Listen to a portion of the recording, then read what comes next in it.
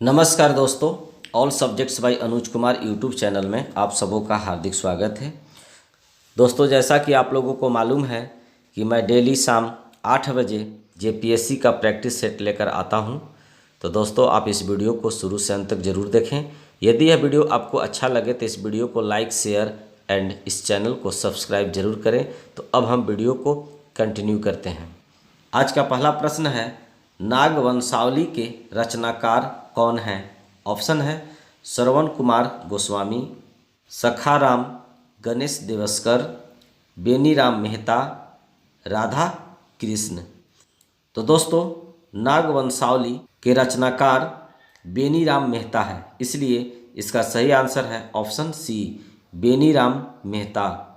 अगला प्रश्न है, 1928 ईस्वी में एम्स्टर्डम ओलंपिक में स्वर्ण पदक जीतने वाली हॉकी टीम की कप्तानी किसने की थी? दोस्तों, जैसा कि आप लोग जानते हैं, 1928 में एम्स्टर्डम ओलंपिक में स्वर्ण पदक जीतने वाली हॉकी टीम की कप्तानी जयपाल सिंह द्वारा की गई थी, इसलिए इसका सही आंसर है ऑप्शन ए, जयपाल सिंह।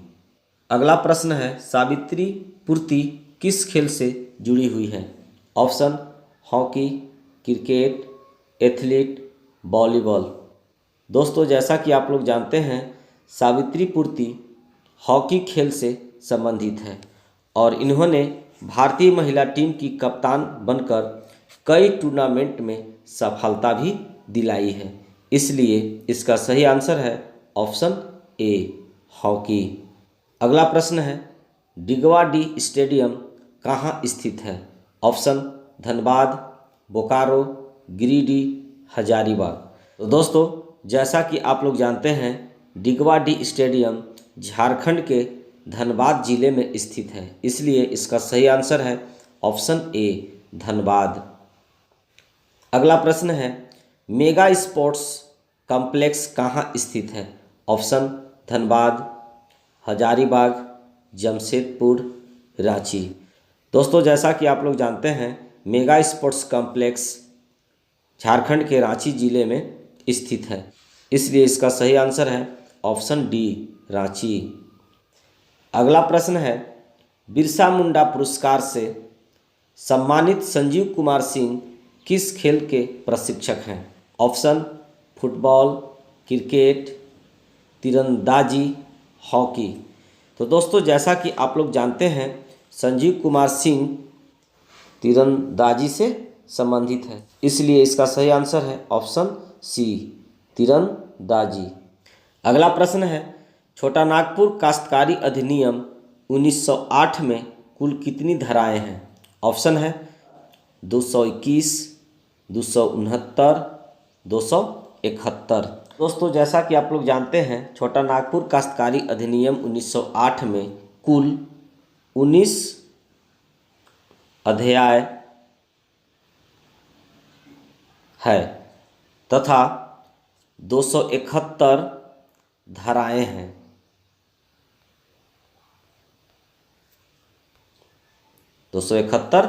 धाराएं हैं और इस अधिनियम का ब्लूप्रिंट जॉन एच हाफमैन ने तैयार किया था और यह अधिनियम बनाने का मुख्य उद्देश्य भूमि पर अवैध कब्जा को रोकना था, इसलिए इसका सही आंसर होगा ऑप्शन डी, 271।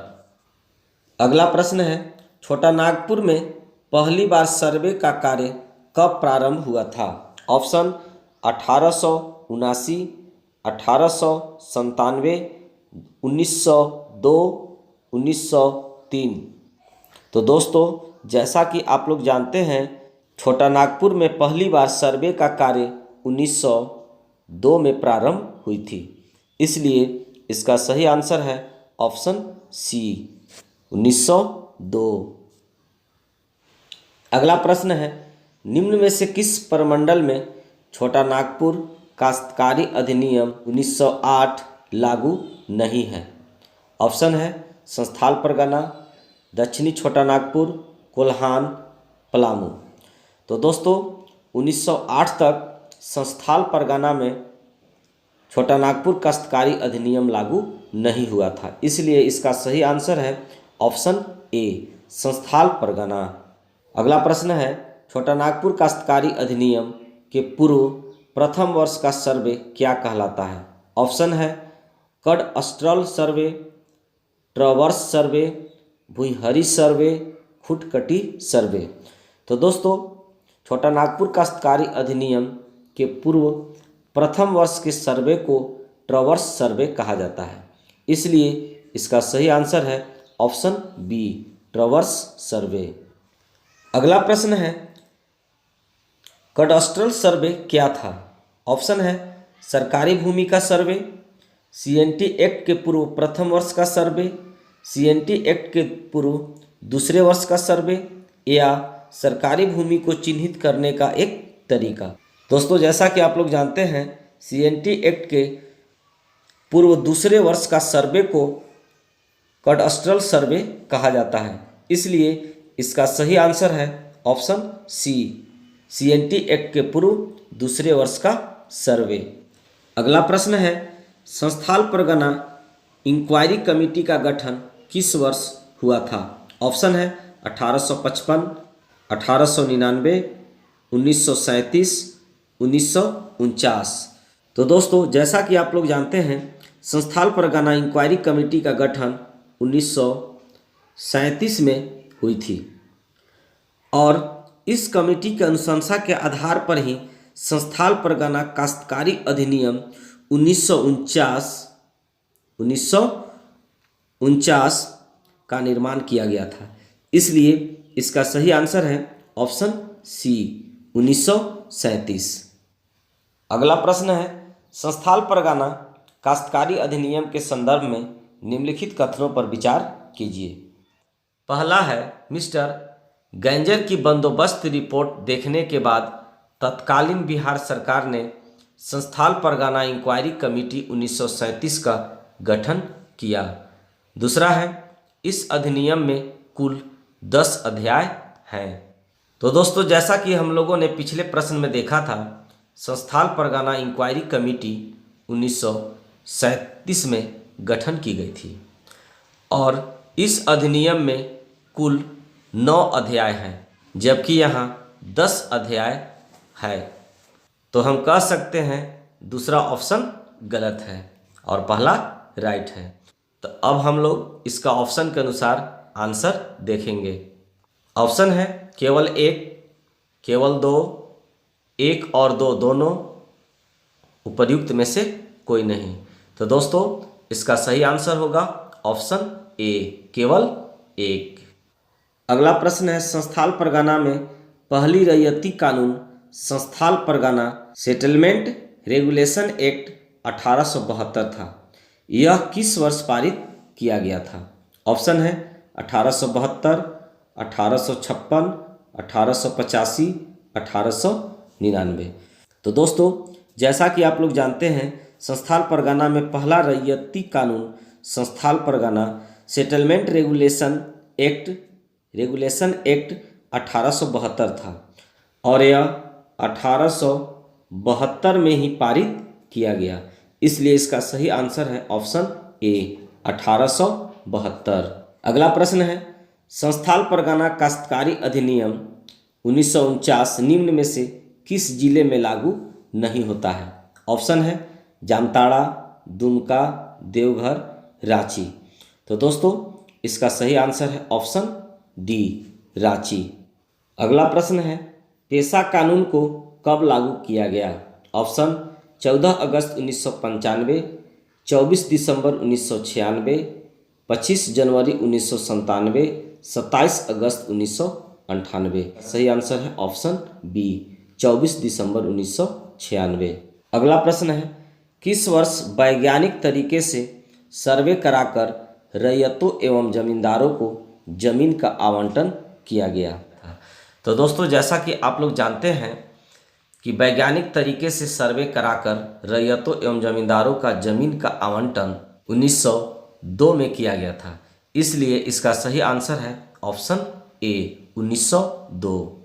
अगला प्रश्न है, भारत के कुल तसर उत्पादन का कितना भाग झारखंड में होता है?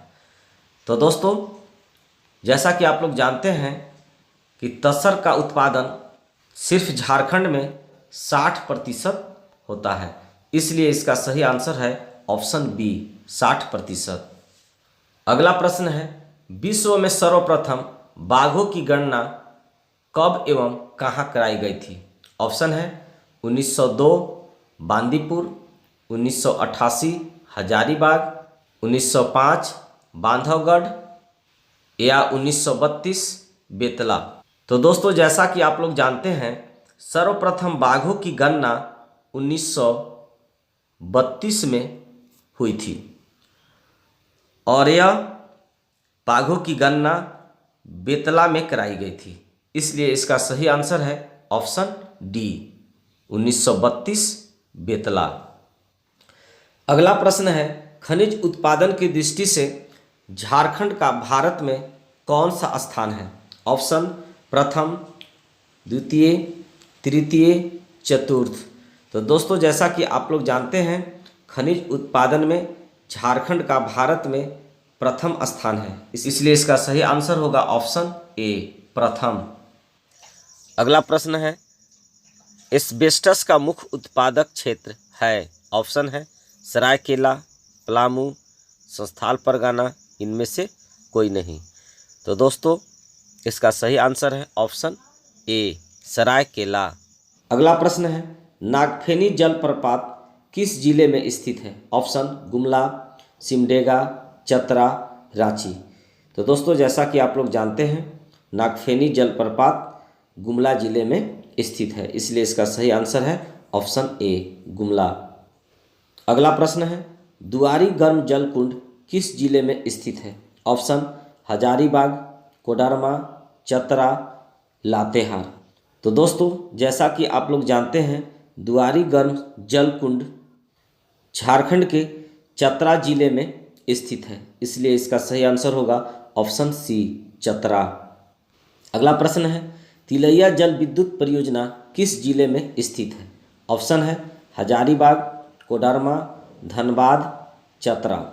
तो दोस्तों जैसा कि आप लोग जानते हैं, तिलैया जल विद्युत परियोजना झारखंड के कोडरमा जिले में स्थित है, इसलिए इसका सही आंसर है ऑप्शन बी कोडरमा। लेकिन यदि यह पूछ दिया जाए कि किस नदी पर स्थित है, तो यह बराकर नदी पर स्थित है। तो दोस्तों आई होप आपको यह वीडियो पसंद आया होगा। Thanks for watching.